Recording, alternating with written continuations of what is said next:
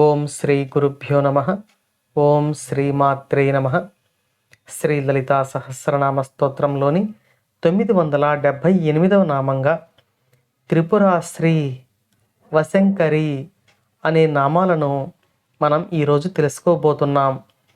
ఈ నామాలకు మంత్రస్వరూపం శ్రీ త్రిపురాశ్రియై నమః, శ్రీ వశంకర్యై నమః.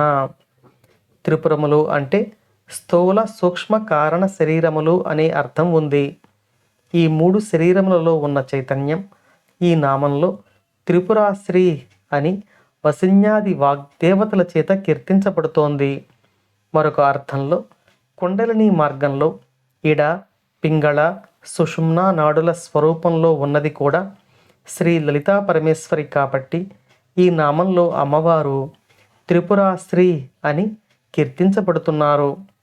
శ్రీచక్రంలోని సర్వార్థ సాధక చక్రంలో కొలువై ఉండే తల్లి త్రిపురాశ్రీ అని కీర్తించబడుతుంది.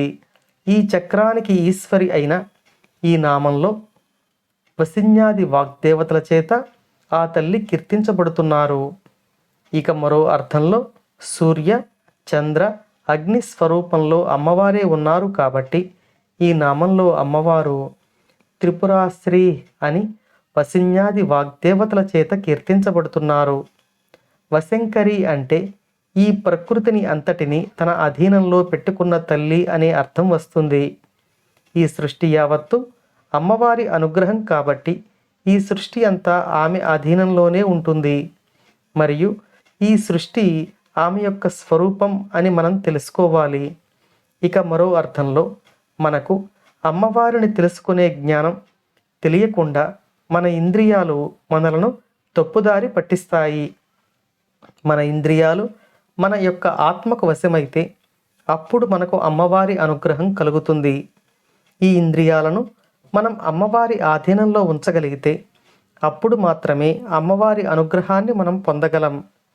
ఈ లోకమును ఇంద్రియాలతో పోలిస్తే ఇంద్రియాలు వశం చేసుకునే వశీకరణ శక్తి అమ్మవారు అని తెలుసుకుని మనం అమ్మవారి పాద పద్మములను ధ్యానిస్తే అమ్మవారు లభిస్తారు అని ఈ నామం మనకు తెలియచేస్తుంది.